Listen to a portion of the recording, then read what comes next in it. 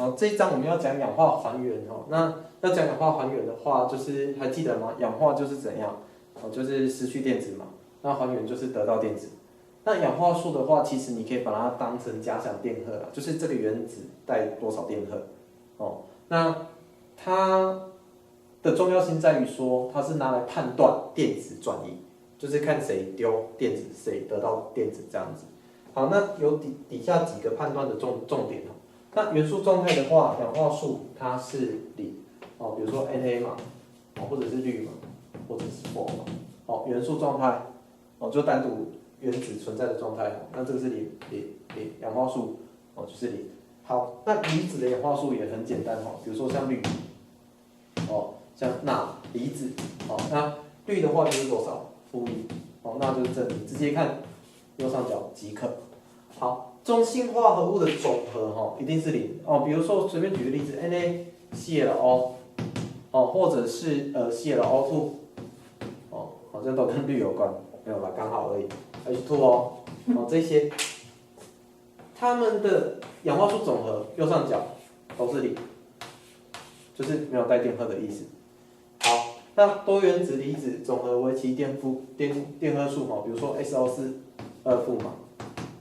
哦，或者是像那个 ClO4 负哦，它们的总和哦，就是右上角这一个哦，像硫酸根就带2个负电嘛，过滤酸根带1个负电哦，这个其实蛮好判断的，就是直接看右上角，反正总归一句话，如果你不是要看个别的话，它是给你一个化合物、元素、离子都 OK， 直接看它右上角即可哦，所以其实是蛮简单的。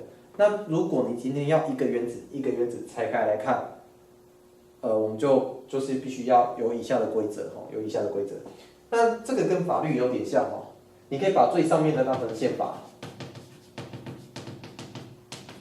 哦，像比如说这个是法律，这是民法、刑法之类的，哦，检点等，哦，这样一直下来，哦，我没有办法举很详细啊，因为毕竟老师不是学法律的。那有一个重点啊，刑法跟宪法抵触一定怎样？一定失效嘛，对不对？所以在这里的话哦，最上面的是铁则，只要跟第一点抵触的都失效哦。那它会用在哪里？哦，我们后面会举例的。好，氟一定是负一哦。如果是化合物的话，它是元素状态是零哦，请记得上面哦。那 1A 组锂钠钾钴铯钒哦都正一，2A 组铍镁钙锶钡镭哦都正2，那铝一定是正3。好，氢大部分是正一嘛，对不对？好，例外呢，哦，就跟上面抵触嘛，比如说 NaA， 好 ，NaA 的钠是多少？钠是正一 ，A， 哦，讲错了 ，NaH，NaH 的钠是正一，氢就是多少？就是负一，哦，就是负一，哦，因为跟上面抵触了嘛，所以就会失效哦，它就要配合前面的去做调整。那整个总和是多少？整个总和是0，所以钠是正一，氢就要负一，总和才会是0。总和我用黄色的标，总和才会是0。好，那 O 大部分是负2嘛，那一样还是有例外哦。哦，比如说我们举很常见的过氧化氢，好 ，H2O2 嘛，总和还是要多少？哦，总和还是要0嘛，对不对？总和还是要0。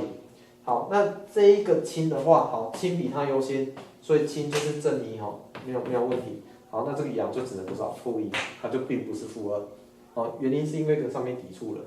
好，底下的也一样哦。举个例子来讲，好，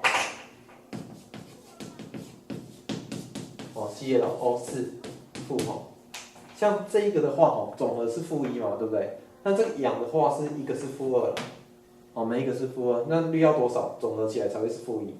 氯我们是 x 哈 ，x 我跟白色的比起来比较清楚 ，x 减2整4要等于负一。哦，你可以用简单的解方程式去解哦 ，x 算出来等于7。哦，所以在这里氯的话，它就并不是负一，它就是会是正7。哦，这样子清楚吗？